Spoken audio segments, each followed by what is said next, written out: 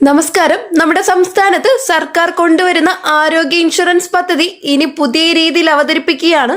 5 ലക്ഷം മുതൽ 25 ലക്ഷം വരെ ഒരു കുടുംബത്തിന് ലഭിക്കുന്ന രീതിയിലാണ് പദ്ധതികൾ അവതരിപ്പിക്കുന്നത്. ഏപ്രിൽ മാസത്തിൽ തന്നെ ഈ പദ്ധതി അവതരിപ്പിക്കേണ്ടതായിരുന്നു.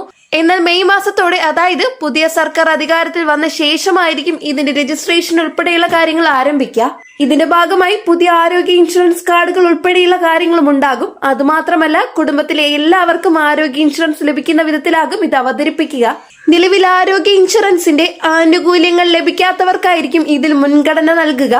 APL എന്നോ BPL എന്നോ റേഷൻ കാർഡ് വ്യത്യാസമില്ലാതെ ആനുകൂല്യം നൽകുന്ന രീതിയിലാണ് പുതിയ പദ്ധതികൾ അവതരിപ്പിക്കുന്നത്. സർക്കാർ മാറി വരികയാണെങ്കിൽ, അതായത് തുടർഭരണം അല്ലെങ്കിൽ അതിനനുസരിച്ച് നമ്മുടെ സ്കീമുകളിൽ മാറ്റങ്ങൾ ഉണ്ടാകും. ആരോഗ്യ ഇൻഷുറൻസുമായി ബന്ധപ്പെട്ട പ്രധാന കുറച്ച് കാര്യങ്ങൾ വീഡിയോ വഴി ഷെയർ ചെയ്യുകയാണ്. നമ്മുടെ സംസ്ഥാനത്ത് നിലവിലുള്ള 2 ആരോഗ്യ ഇൻഷുറൻസ് പദ്ധതികൾ സംസ്ഥാന സർക്കാർ നേരിട്ട് നടപ്പിലാക്കുന്ന കാരുണ്യ ആരോഗ്യ സുരക്ഷാ പദ്ധതി, കേന്ദ്ര സർക്കാരിന്റെ പ്രധാനമന്ത്രി ജൻ ആരോഗ്യ യോജന, ആയുഷ്മാൻ ഭാരത് ആണ്. ഈ 2 പദ്ധതികൾ ചേർന്നാണ് നമ്മുടെ സംസ്ഥാനത്ത് നടപ്പിലാക്കുന്നത്. കാരുണ്യ പദ്ധതി കൂടി ഉള്ളതിനാൽ കൂടുതൽ ആളുകൾക്ക് ഇതിന്റെ ആനുകൂല്യങ്ങൾ ലഭിക്കുന്നു.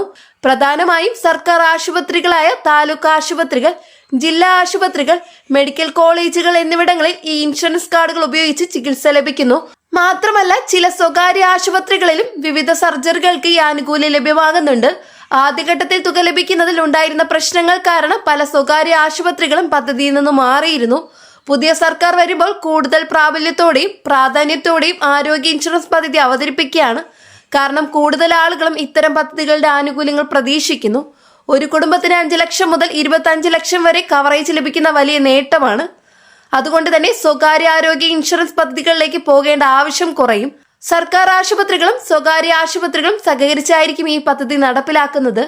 നിലവിൽ പദ്ധതിയുടെ രൂപരേഖ തയ്യാറാക്കി വരികയാണ്. വളരെ വൈകാതെ പദ്ധതി അവതരിപ്പിക്കുകയും രജിസ്ട്രേഷൻ ആരംഭിക്കുകയും ചെയ്യും. നിലവിൽ ഇൻഷുറൻസ് കാർഡ് ഇല്ലാത്ത സാധാരണക്കാരെ ആളുകൾക്ക് മുൻഗണന നൽകിയാണ് രജിസ്ട്രേഷൻ നടത്തുക. പ്രധാനമായും ശ്രദ്ധിക്കേണ്ടത്, പ്രായപരിധിയില്ലാതെ എല്ലാവർക്കും അംഗത്വം ലഭിക്കും. പ്രായം കൂടിയവർക്കും ആനുകൂല്യം ലഭിക്കുന്നതിൽ തടസ്സങ്ങൾ ഉണ്ടായില്ല. കാരണം ഇത് സർക്കാർ പദ്ധതിയാണ്. അതിനാൽ ആധാർ കാർഡ് അപ്ഡേറ്റ് ചെയ്തിരിക്കണം. ആധാറിലെ പേര് അപേക്ഷയിൽ പേരുമായി ഒത്തിരിക്കണം. ആധാർ നൽകിയ മൊബൈൽ നമ്പർ സജീവമായിരിക്കണം. ബയോമെട്രിക് വിവരങ്ങളും ശരിയായിരിക്കണം. ഈ പദ്ധതിയിൽ പ്രധാനമായും ഉപയോഗിക്കുന്നത് ആധാർ തന്നെയാണ്. അതുകൊണ്ട് തന്നെ ആധാർ കാർഡ് പുതുക്കുന്നത് ഈ സമയത്ത് വളരെ പ്രധാനമാണ്. പുതിയ സർക്കാർ അധികാരത്തിൽ വന്ന ശേഷം വളരെ വൈകാതെ പദ്ധതി ആരംഭിക്കും. രജിസ്ട്രേഷൻ സംബന്ധിച്ച വിവരങ്ങൾ പിന്നീട് അറിയിക്കുന്നതായിരിക്കും. വളരെ പ്രധാനപ്പെട്ട വിവരമാണ് ഇന്നത്തെ വീഡിയോയിലൂടെ ഷെയർ ചെയ്തിട്ടുള്ളത്. ഇത്തരം അറിയിപ്പുകൾക്കായി ചാനൽ സബ്സ്ക്രൈബ് ചെയ്യുക. ഫേസ്ബുക്കിൽ കാണുന്നവർ ചാനൽ ഫോളോ കൂടി ചെയ്യുക. വീഡിയോക്ക് ലൈക്ക് ചെയ്ത് സപ്പോർട്ടും തരാം. നെക്സ്റ്റ് ഒരു ഡെയിലി അപ്ഡേറ്റ്സുമായിട്ട് കാണാം. എല്ലാവർക്കും നന്ദി, നമസ്കാരം.